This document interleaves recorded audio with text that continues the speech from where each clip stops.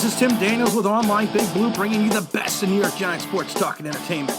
We've been away for the last couple weeks now. And really, we did some podcasts, we did some videos. We did not put them online only because of the fact that we felt that in some ways they were skewed by our anger towards the organization, the coaching staff, and the players.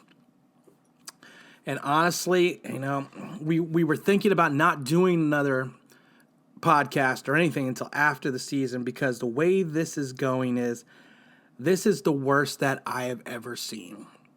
I lived through some of the teams in the 70s and the early 80s. I lived through 3-12-1. And this rivals all of them. Pat Shurmur is a coach that only his mother could love. Really it is, because of the fact that he is horrid.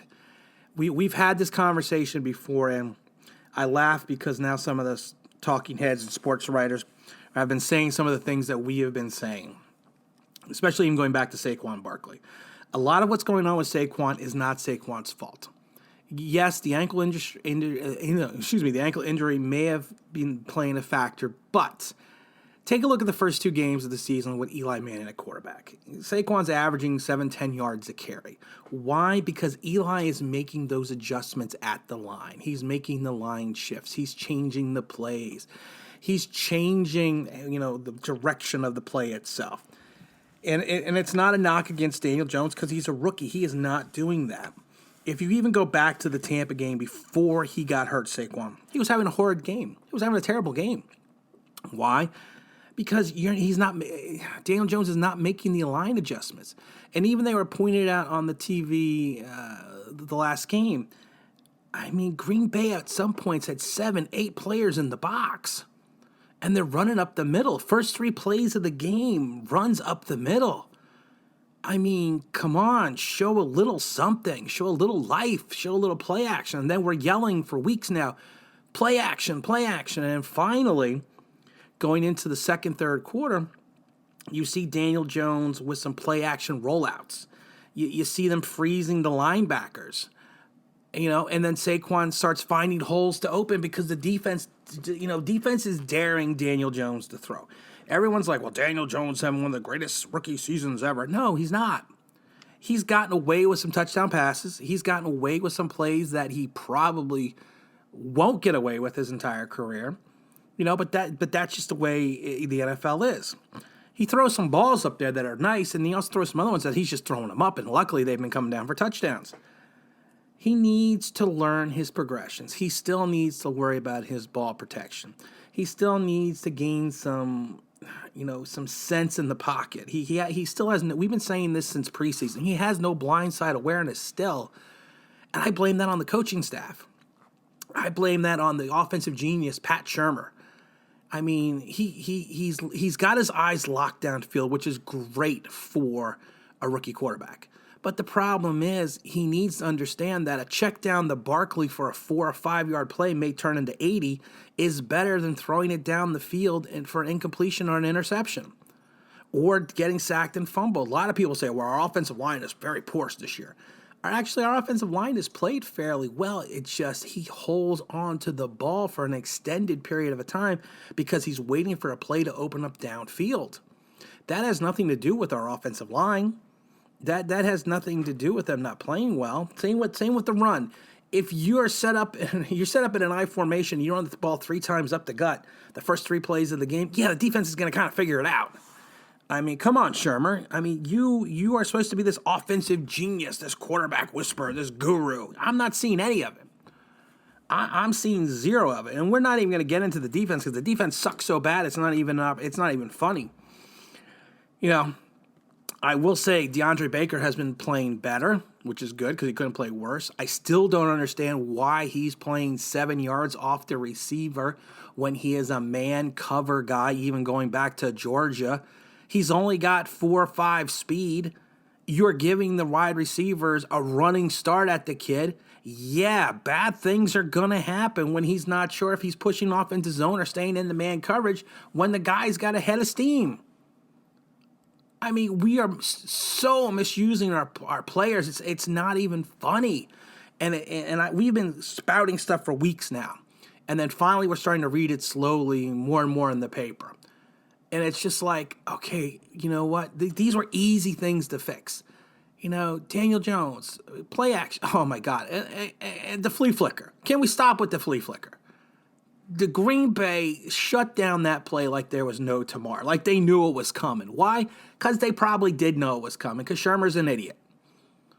You have a rookie quarterback. You simplified the playbook. But you know what's crazy? Don't keep running Barkley into a brick wall. Run a pitch. Run a screen. Oh, my God, run a sweep. Anything. But you're ramming his head into a wall, and you can see that he's getting discouraged. And I would get discouraged, too, because you're running his head into a brick wall. Play after play after play. Hoping he breaks through the line. We're not that kind of offense. And we get into the play action. We get into the plan rolled outs. He looked great.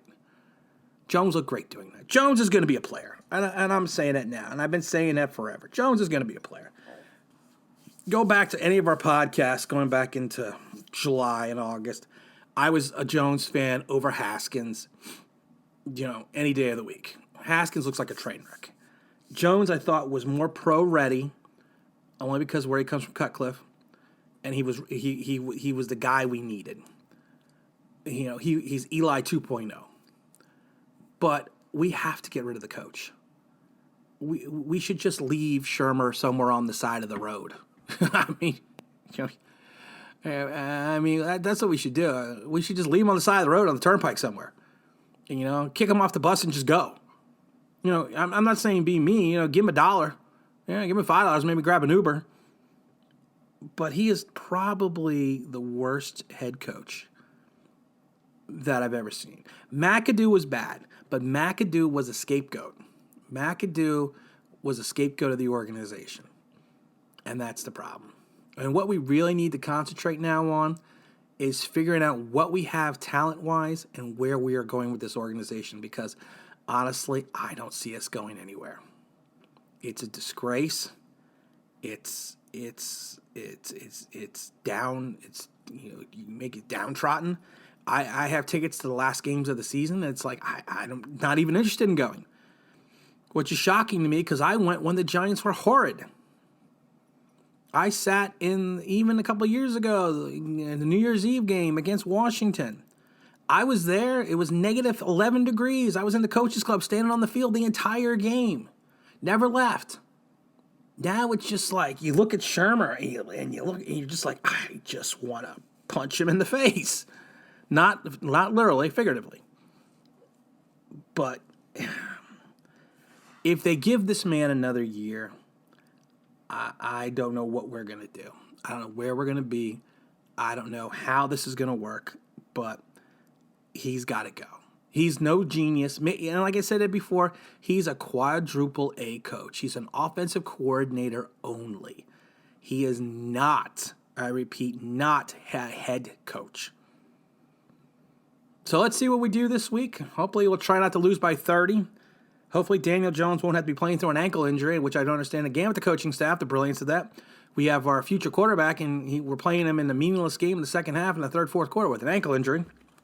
So, never question his toughness. I question our coach's stupidity. So again, this is Tim with Online Big Blue, bringing you the best in New York Giants sports talk and entertainment. We're going to probably try to have some more cheery topics coming up in soon. I seriously doubt it, but you know what? We can only hope. We can only hope for we're in the chase for Young. Since we blew it on Josh Allen. Mm-hmm. But let's see where we go from there. And as always, we are Giant fans. We stick with our team. But you know what, Maras and Tish? We can only take so much. This is Tim with Online Big Blue, bringing you the best in New York Giants sports talk and entertainment. And we will see you later.